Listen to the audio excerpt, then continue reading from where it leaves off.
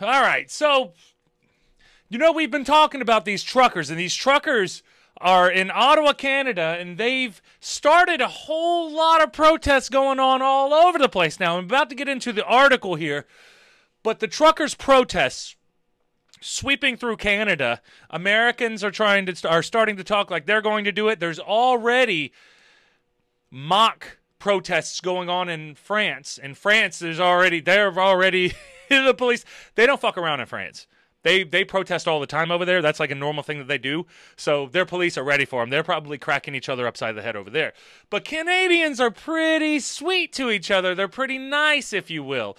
And I wanted to go over a little bit about what the updates are going on, because the police are starting to clear the border bridge that Biden wanted to be closed. So Washington wanted it closed because all of our car dealerships, our car automobile makers are having some hard problems because that shit's closed. They're having a hard time. All right, we'll go on over here to Yahoo News and see what's going on in Yahoo News. What's going on, Yahoo News? What y'all got for us? What have you got for us? Yahoo! Canada police work to clear the Key Bridge as Ottawa protests again grows. There goes a Canadian patriot. A Canadian patriot. Canada police work to clear the Ottawa Bridge. Canadian police on Saturday worked to clear a key bridge of truckers protesting COVID-19 restrictions, even as authorities in Ottawa braced for renewed demonstrations expected to bring thousands to the federal capital. Now, if they're bringing thousands to the federal capital, don't you think methinks there's a problem, right? Methinks there's a problem? There was a video earlier of Trudeau telling them to go home. We hear you. And how offensive is that? We hear you. Go home. Yeah, we hear you. Yeah, we hear you. Got it. Right. But with the crowds of protesters blocking Ottawa streets for a third straight weekend, and with copycat protesters spreading around the globe, including France, the Netherlands, Switzerland, and Australia, the anti-mandate protests took on a wider dimension.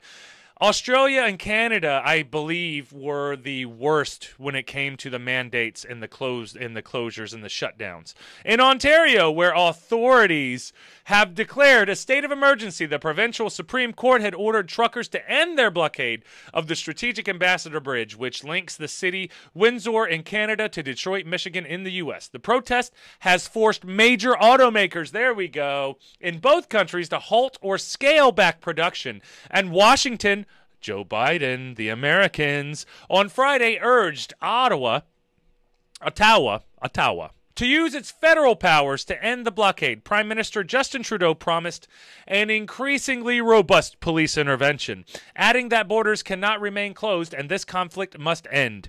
Ooh, boy. You like telling people what to do, but you don't like when the people tell you what to do. I have a feeling that happens with most presidents and people in power. But while Canadian police, backed by armored vehicles, began clearing the Ambassador Bridge, taking down tents erected in traffic lanes, and persuading some drivers to move their trucks, many demonstrators continued to resist, their numbers appearing to grow as the day went on. Individuals who are located within the demonstration area are subject to arrest. The Windsor police warned on Twitter, people are advised immediately vacate the area. You know, it'd be hilarious if the fucking Windsor police did a tweet and everybody left. They're like, oh no, I don't want to go to jail.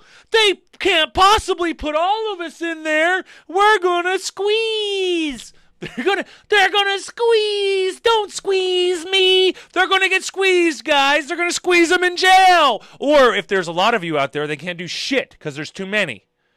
Overrun them. Ever seen World War Z? Know what I'm saying? The protesters potentially face heavy fines, jail time, and loss of their driver's licenses. But they've lost everything in their life anyway. Why do you think they're protesting? Why do you think they're protesting? And I've seen a lot of people say that these protests do not have a lot of support by the Canadian people. And I understand if the Canadian people who live in Ottawa, don't support the protest because they're being very loud, because protests are, but it doesn't seem like there's too many people who are super against it other than the governmental entities. But I digress. But there were no immediate reports of arrests Saturday. Windsor police spokesman Jason Belair told reporters the plan was to defuse the situation peacefully. If possible, I want to see it escalated. I want to see, where's it going to go? Where's it going to go? Are we going to get our freedom? Because they're fighting for our freedom now. The Americans are just now thinking about it. And we're surprised the Canadians fucking took action. 2 other U.S.-Canada border crossings, one in Manitoba province and one in Alberta, remain blocked by protests. Ooh, I'm not dead. On Saturday, morning crowds of protesters were again collecting in Ottawa, the epicenter of the movement. Hundreds of people, some waving Canadian flags, some waving Nazi flags, and some waving that flag from the American South that I was told it's bad. They're Nazis. They're all Nazis. Everybody's talking Nazis, though, dude. It's like, Jesus Christ. Everybody's a Nazi and a white supremacist. God. It's got to get old, right? It's 2022 now. The shit's old. I'm not vaccinated and I'm not dead, added Mallet, a sewer worker from the town of St. Armand, near the U.S. border. John Pacheco, a self-described Catholic activist who said he has been coming to the demonstrations 3 times a week, brought his 15-year-old daughter Sophia on Saturday. Pacheco said the government lacked equipment to remove all the trucks, adding, "We could be here for months." Good. Truckers originally converged in Ottawa to press their demand for an end to a vaccination requirement affecting truckers crossing the international border. But the movement has spread as the protesters mostly insisting they want to protect their freedoms, but some displaying swastikas. Oh no! Did they really? Swastikas? Wow. Or Confederate flags? Ooh, I know what that means. That means they're racist. If they have a Confederate flag, they're racist. If you see one flag out of thousands of people, remember, thousands of people are racists, right? They're all racist. Anti-Trudeau signs and chants have become common along the clogged Ottawa streets. Political opponents say the Prime Minister has been far too slow to bring the protests to an end. Trudeau has repeatedly insisted that the protesters represent a small, if noisy, fraction of the population that has largely gone along with the vaccination requirements and guidance. I don't think that they are mad about the vaccinations. I think they are mad about the mandates. There is a difference. But anti-COVID measures in some provinces have been more restrictive than in much of the world, and the truckers' message has resonated more widely than the authorities expected. Oh yeah, it definitely has. One opinion survey found that 1/3 of Canadians support the protest movement. 1/3, only 1/3. While 44% say they at least understand the truckers' frustrations. Seems like a good bit of people, though. That seems like that could be a good bit of people, though. So, interesting.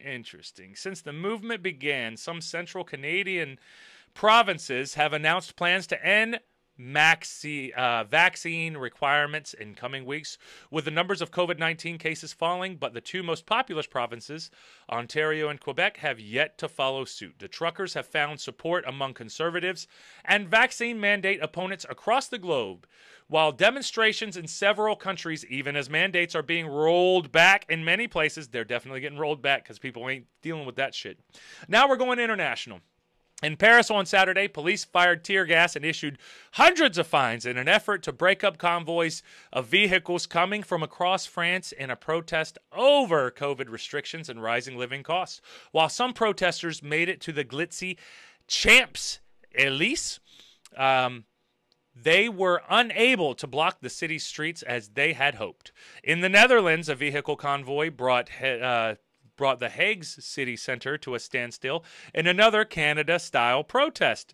Seems like people are catching on. People are catching on and catching on and catching on. This is very interesting. It's going to be very interesting to see where all this goes in the next couple of weeks. That's for sure. Very interesting. In Australia, an estimated 10,000 protesters marched through capital Canberra to the Parliament building on Saturday to decry vaccine mandates. And in New Zealand, an anti-mandate activist have been camped on the lawns of Parliament in Wellington for days in a protest that began as a copycat of the Canadian convoy. And that is what is very interesting. Now, we're going to go on to one of these videos here, and we're going to see an interview with one of the protesters. What are you protesting standard, for? You can see there's the elitists, and they get to do what they want. And then us working class people, we're just squished under their thumb.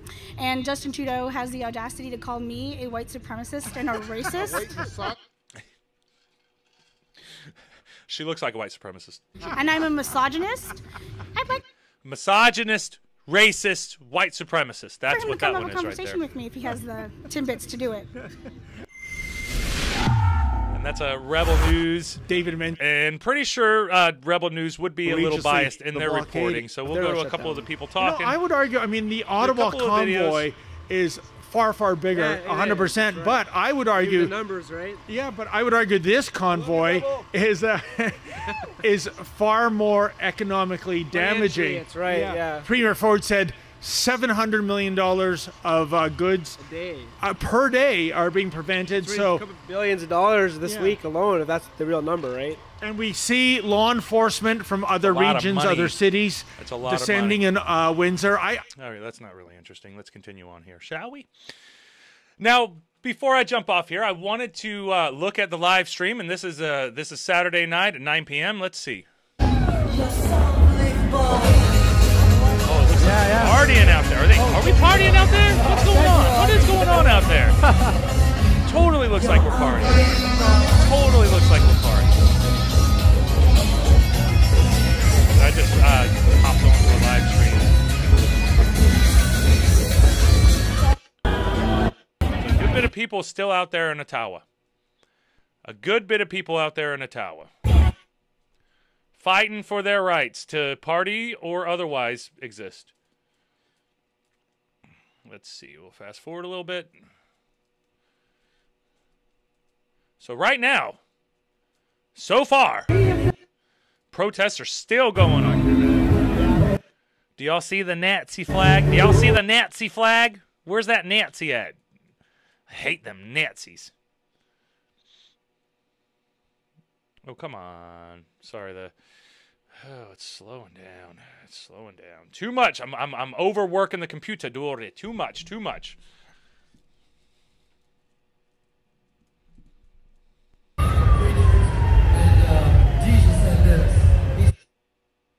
All right, so we're live, but it's the live stream's not really working. But anyway, you guys get the point.